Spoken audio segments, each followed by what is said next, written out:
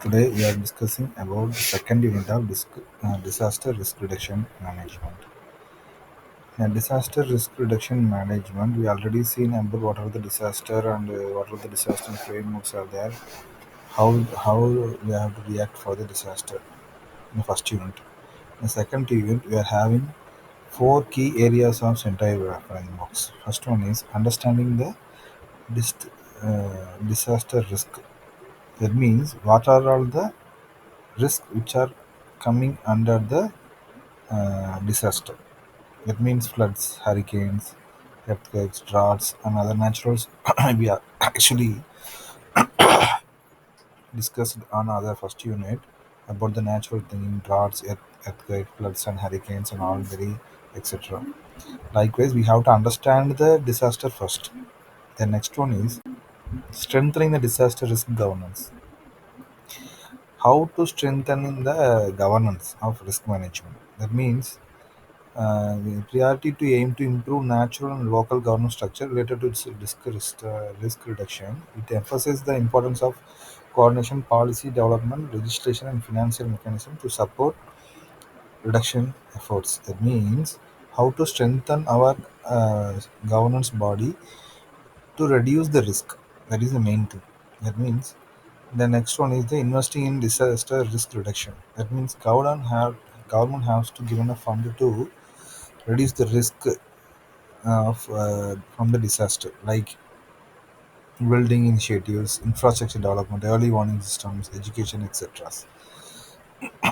Then fourth one is enhancing disaster preparedness for effective response and recovery.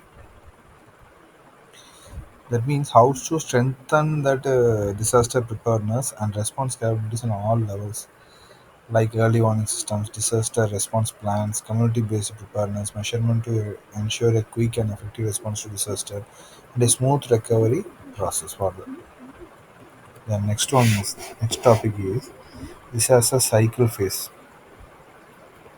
There are four number of cycles which is used in the disaster response. First one is response.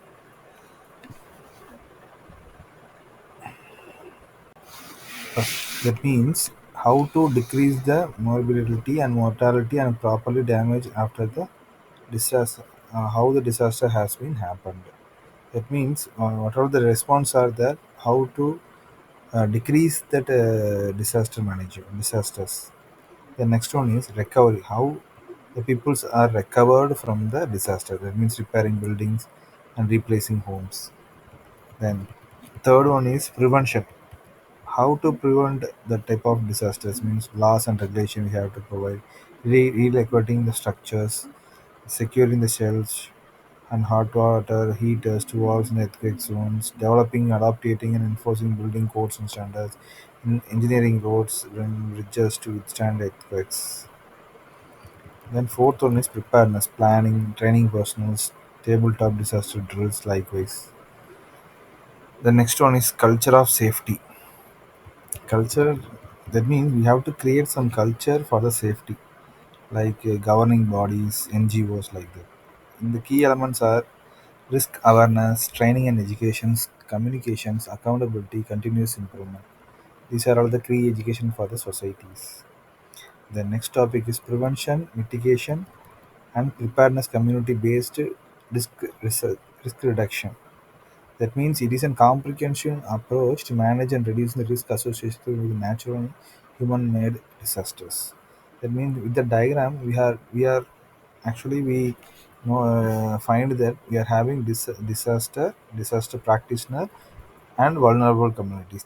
These all plans are come under the disaster practitioner. That means how the disaster occurs. After the disaster occur means we have to give a response.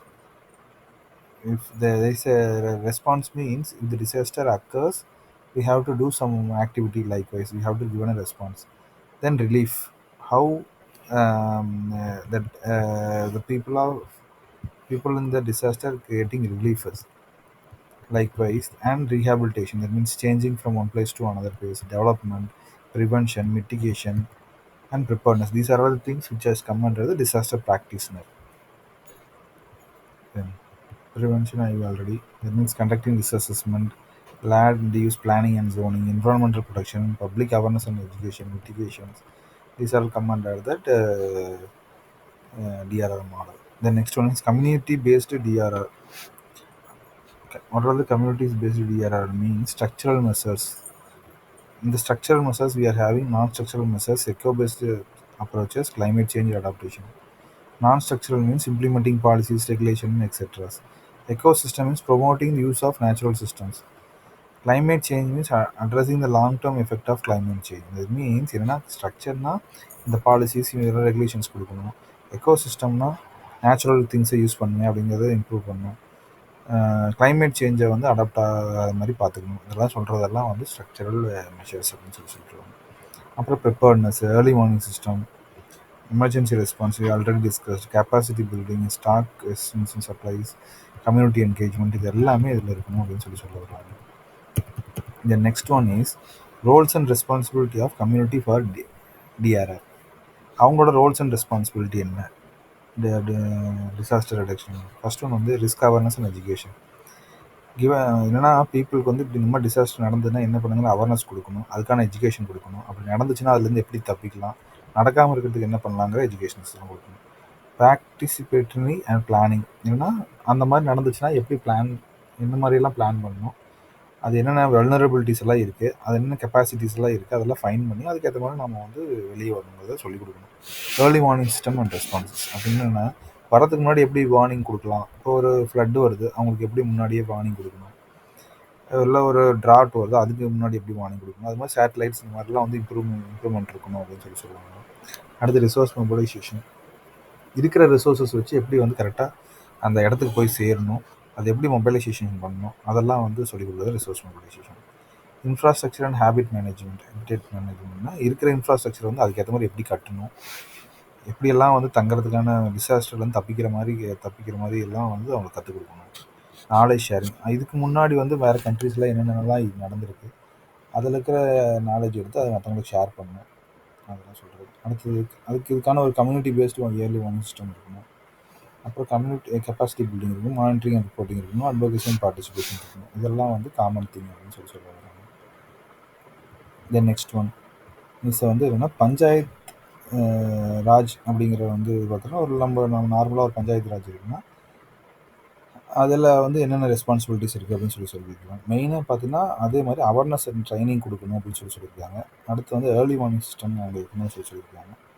எமர்ஜென்சிக்கு response பண்ணணும், அது எப்படிலாம் response பண்ணணும், ஒரு இடத்துலேருந்து evacuate பண்ணி எப்படி shelter management, schools, ஹாஸ்பிட்டல்ஸில் எப்படி கொண்டு போய் மக்களை வந்து கொண்டு போய் காப்பாற்றணும். இன்ஃப்ராஸ்ட்ரக்சர் டெவலப் பண்ணுறப்போ வந்து இந்த மாதிரி ஃபெசிலிட்டிஸ்லாம் இப்படி இருக்கணுங்கிறத ஒரு அப்ரூவலில் வந்து ஃபைன் பண்ணணும். அந்த இடத்துல ஒரு கம்யூனிட்டி என்கேஜ்மெண்ட் இருக்கணும். உங்களுக்குள்ளே நம்ம டிஸ்கஸ் பண்ணி அதுக்கு என்ன பண்ணலாங்கிறது, அதை மானிட்டர் பண்ணணும், எவாலுவேட் பண்ணணும். இந்த மாதிரி திங்ஸ் எல்லாம் வந்து பஞ்சாயத்து ராஜோடைய வேலைகளாக இருக்குது. தென் நெக்ஸ்ட் ஒன் வந்து ரோல்ஸ் அண்ட் ரெஸ்பான்சிபிலிட்டியாக சென்ட்ரல் கவர்மெண்ட்டுக்கு, ஸ்டேட் கவர்மெண்ட்டுக்கு, அதர் ஸ்டேக் ஹோல்டர்ஸ்க்கு என்ன ரெஸ்பான்சிபிலிட்டி அப்படின்னு கேட்டிருக்காங்க. ஃபஸ்ட்டு வந்து ஸ்டேட் கவர்மெண்ட் வந்து என்ன பண்ணணும், ஃபஸ்ட்டு வந்து ஒரு பாலிசி ஃபார்முலேட் பண்ணணும். ஒரு பில்டிங் கட்டினா அப்படி இருக்கணும், ஒரு பாலம் கட்டினா அப்படி இருக்கணும், இந்த மாதிரி வந்து ரிஸ்க் ஹசார்ட்ஸ்லாம் எப்படி வந்து பண்ணணுங்கிற ஒரு ரூல்ஸ் அண்ட் ரெகுலேஷன் இருக்கணும். அடுத்து வந்து ரிசோர்ஸ் அலோகேஷன். இந்தந்த இடத்துக்கு இன்ஃப்ராஸ்ட்ரக்சர் பண்ணால் இப்படி ரிசோர்ஸஸ் கொடுக்கணும், கம்யூனிட்டி பேஸ்ட் இனிஷியேட்டிவ்ஸ் எடுத்துக்கணும், ஏர்லி வார்னிங்ஸ் இந்த மாதிரி ரிசோர்ஸஸ் வந்து அலோகேட் பண்ணி அதுக்கான ஃபண்ட் அலோகேட் கொடுக்கணும் அப்படின்னு சொல்லி சொல்கிறாங்க. அப்புறம் கோஆர்டினேஷன் இருக்கணும் அப்படின்னு சொல்கிறாங்க. ஒரு இப்போது நேஷ்னல் டிசாஸ்டர் டீமோடையும் நம்ம சென்ட்ரல் டிசாஸ்டர் டீமோடையும் எப்படி வந்து கம்யூனிகேட் பண்ணிக்கணும், அதுக்கான திங்ஸ் எல்லாம் என்ன பண்ணணும்னு சொல்லி கோஆர்டினேஷன் பேக்கப் பண்ணணும். இதெல்லாம் வந்து ஸ்டேட் கவர்மெண்ட்டோடது.